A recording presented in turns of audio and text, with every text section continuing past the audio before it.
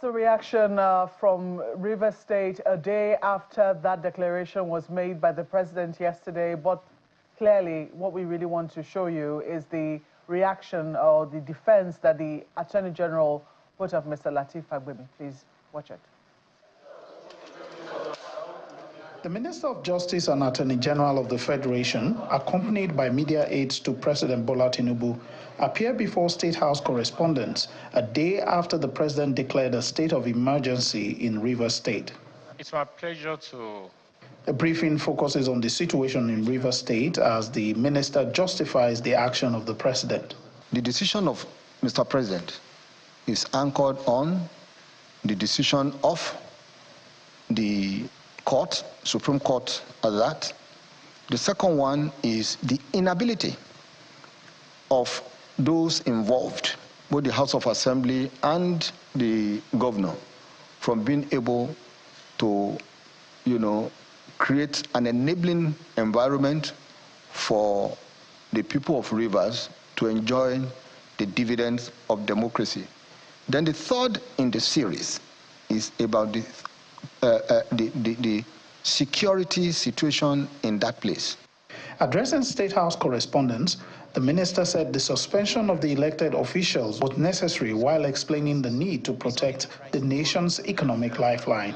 There were what I would call telegraphing of the militants, I would say by the governor, and the reason I said so was when he beckoned to them that, he would let them know when it was time to act, to the militants.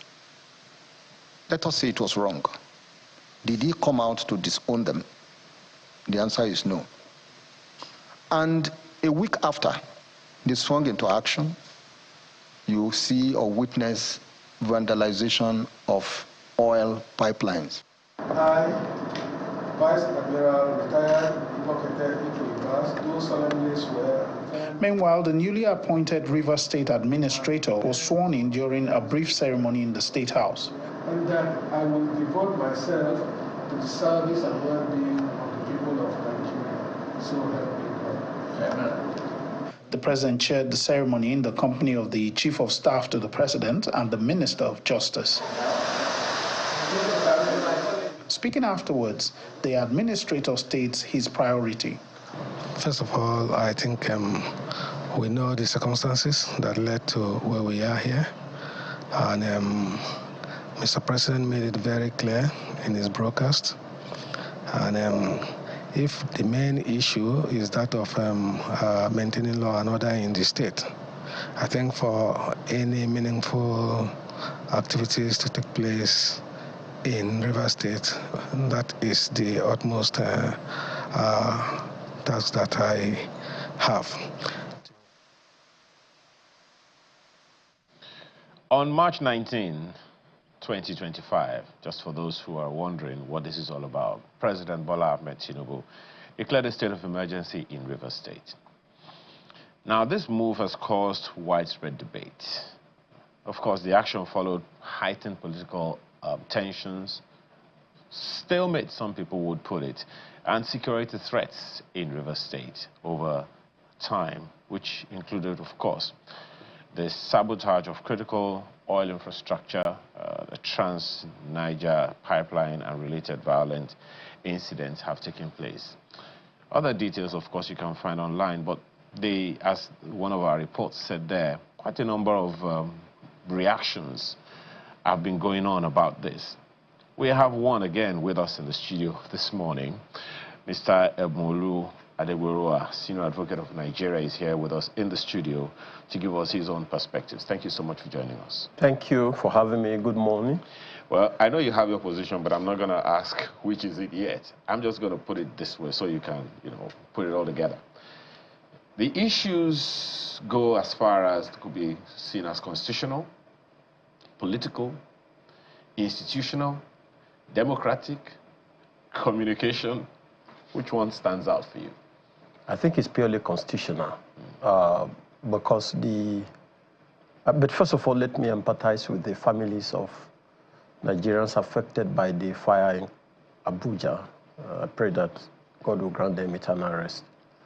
The issue in Rivers is constitutional because president, in his declaration, cited Section 305 of the Constitution as the basis of his action. So whatever decision the president had taken in respect of the crisis in Rivers was purported to be under the Constitution.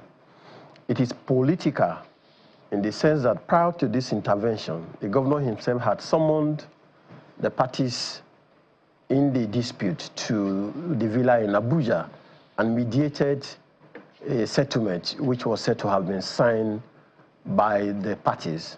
So to that extent, there was a political intervention. It's judicial in the sense that up to the Supreme Court, judicial intervention had played out in the crisis, with the Supreme Court giving directives and orders that parties were to obey towards bringing the situation under control. There's also communication involved in the sense that I thought that prior to such declaration, there will be enough consultations with relevant stakeholders, the National Assembly, the people of Rivers State, and indeed all stakeholders involved in the crisis in the Rivers. But above all, in Nigeria, we desire peace, we desire justice, we desire law and order. I think that it's important for all of us to come together, whether you view it from constitutional perspective, political perspective, or judicial perspective. The end result should be to achieve peace, orderliness, and justice, not only in Rivers State, but in all parts of Nigeria. Well, Mr. Adegboruwa, there are those who would say, going by the provisions of Section 305, of course it is clear in Section 11 that the president doesn't have the power to suspend elected officials. However, looking at the provisions of Section 305, the president does have the powers to declare a state of emergency based on the fact that even if it's a threat of insecurity or a threat of violence, that's what the Constitution says.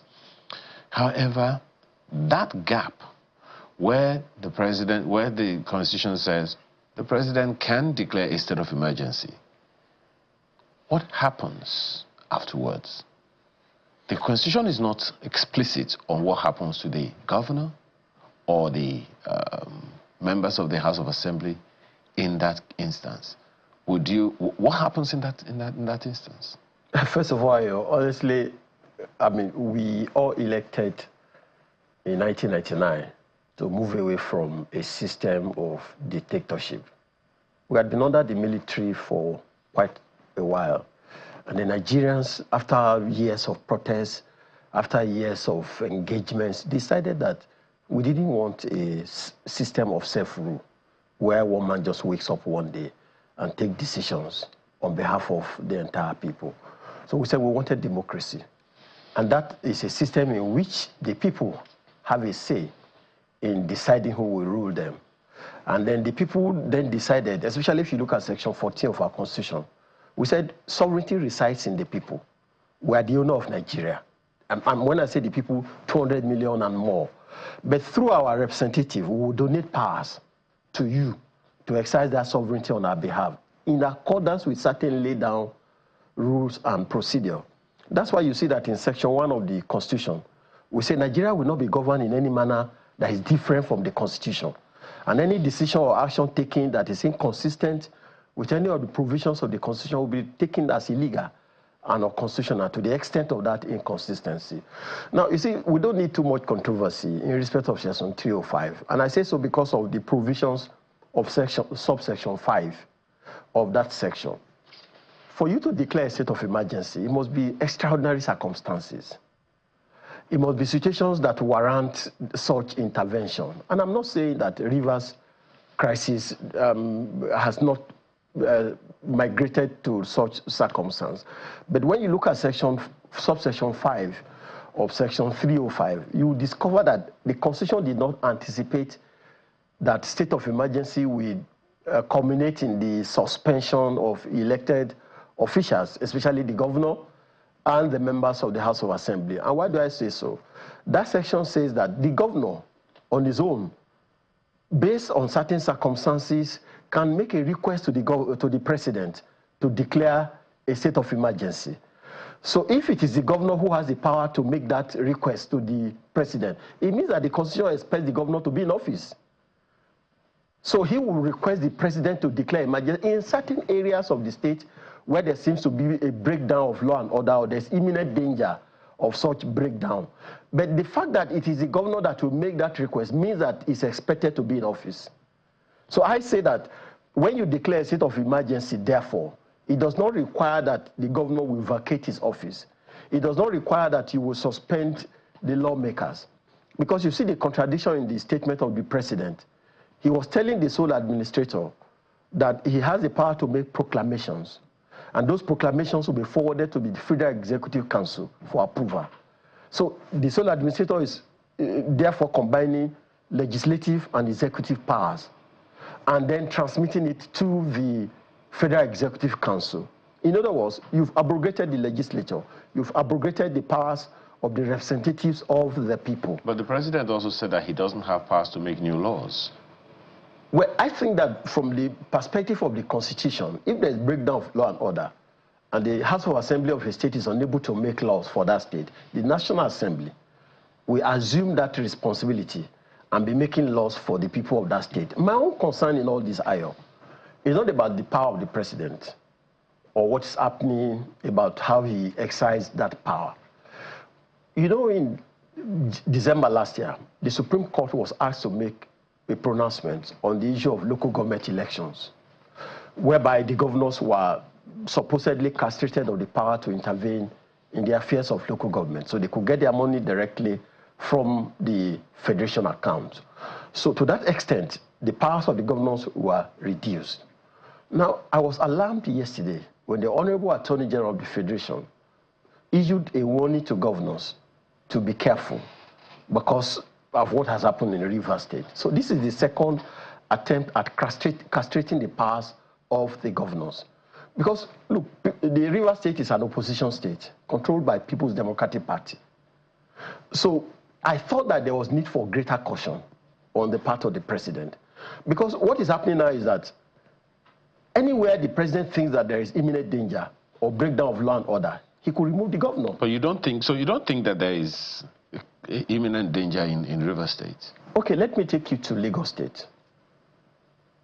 There was crisis.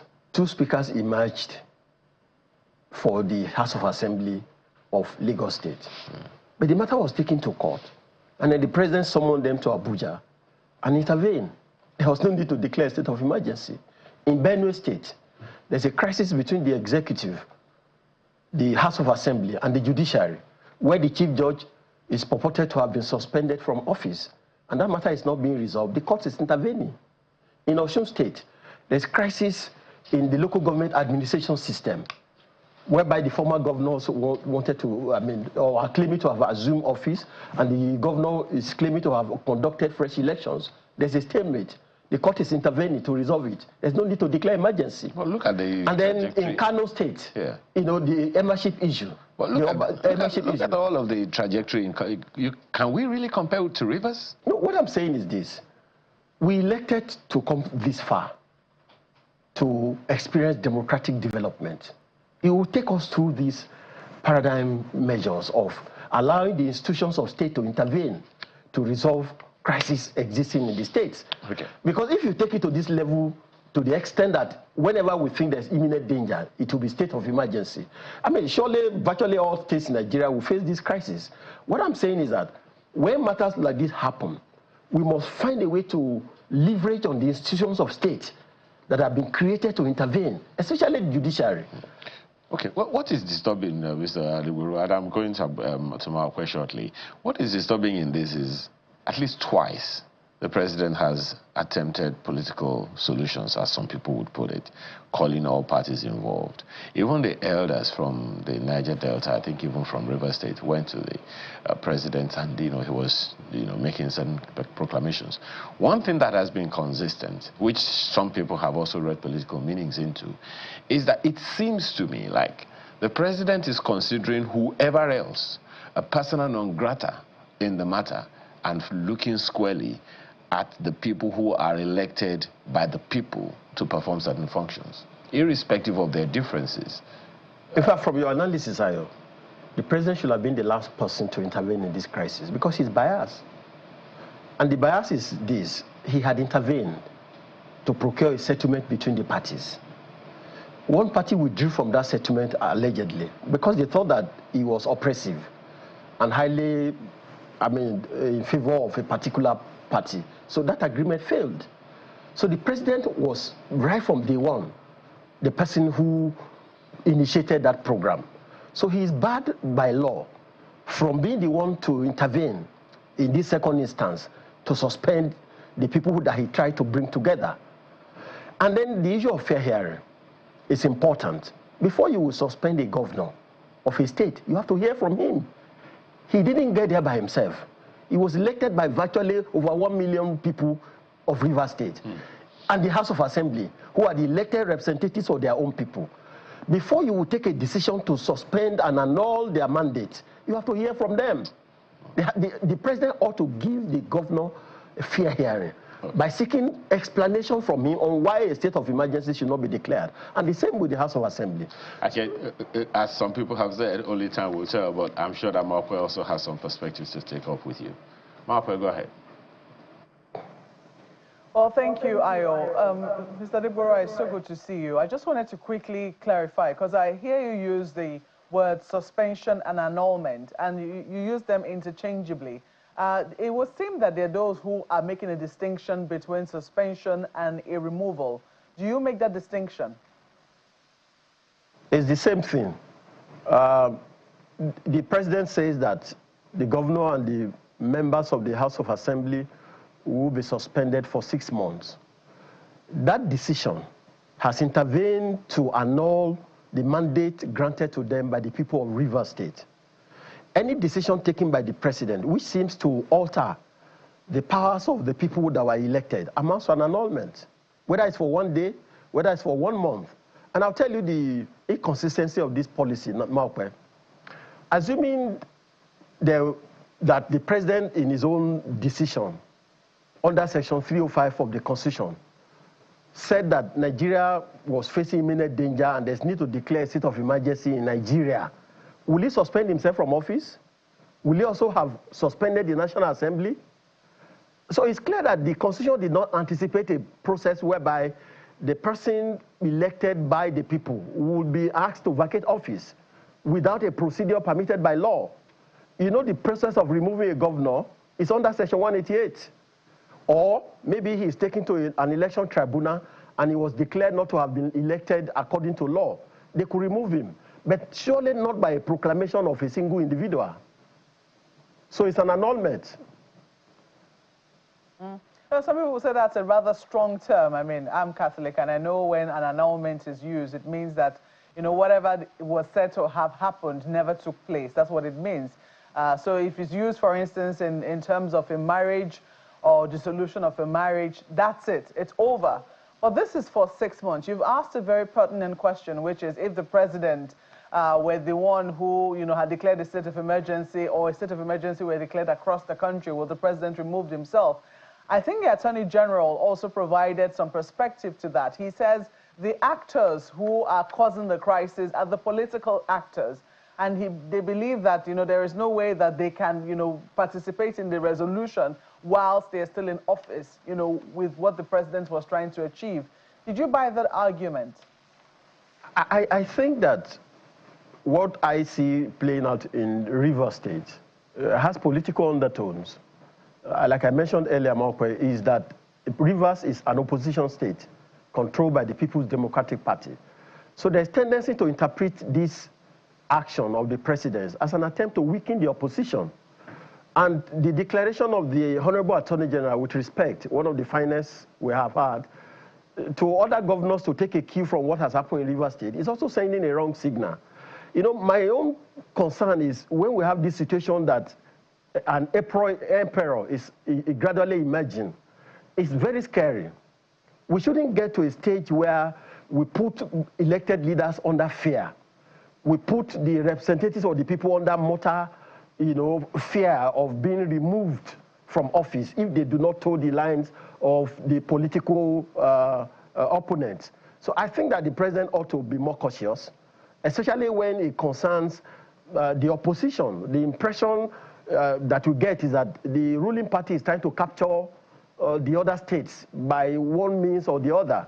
I do not think that the crisis in Rivers State, as it happened as of the 19th of March, has gotten to that extent in which we would jettison all the elected representatives of the people. I do not think so, Maupe. Do you think that, you know, this was taken as not a political decision, but more of an economic decision? Because the president made reference to militants trying to blow, in fact, as a matter of fact, already starting to blow up pipelines. The Attorney General also made reference to the governor, what's the word he used now? Is it teleguiding them?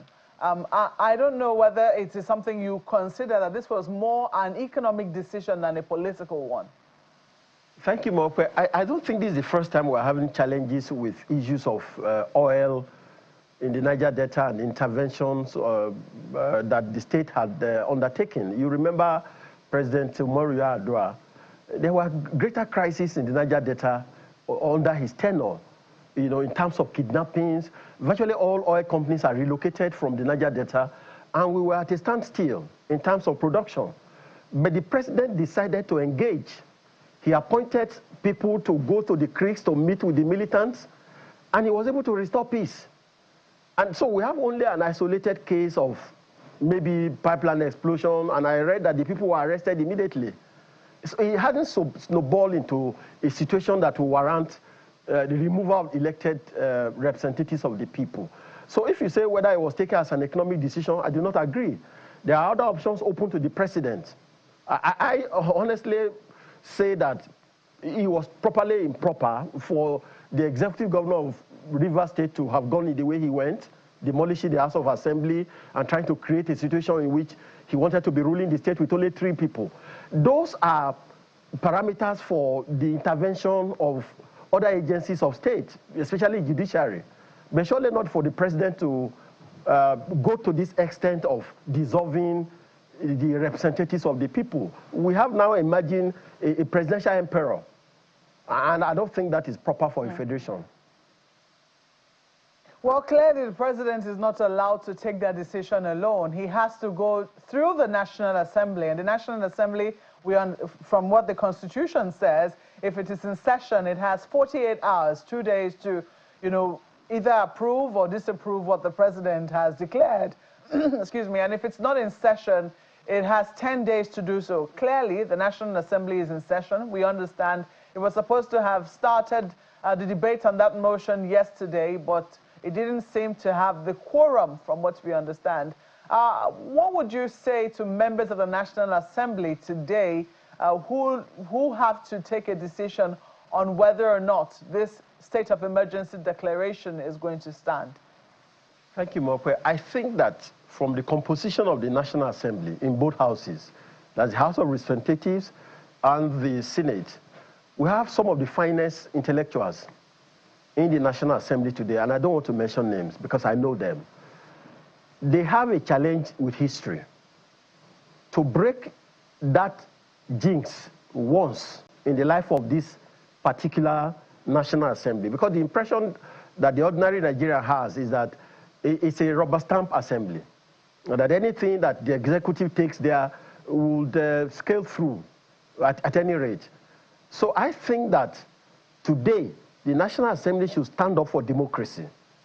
The National Assembly should stand up for rule of law, because the highest court of the land has already intervened, and all other courts are also intervening. The National Assembly should ask the president to go back to the system and engage the people of Rivers State in dialogue. The National Assembly should refuse to approve the proclamation because it will send a wrong signal that maybe in another 1 month from now, another opposition state may fall when the president will also declare another emergency for one reason or the other. So I think that we should learn from our democratic experience to build our institutions, to stand up to meet the challenges that we face in the course of our development. So I expect that by the end of today, the National Assembly should unanimously reject the proposal to appoint an administrator. Because, when you saw the man who was taking the oath of office, where in the Constitution is there a provision for the president to administer oath of office on a sole administrator over a state? There's nowhere. Not in Section 305, not in any section at all.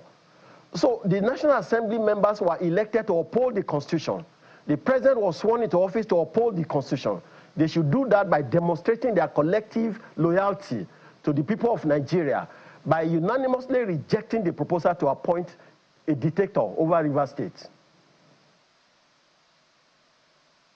Iris, back to you. Thank you, Mark. You don't see a place for what happened during the disturbing hours of the transition between late President Umaru Yar'Adua and President Jonathan.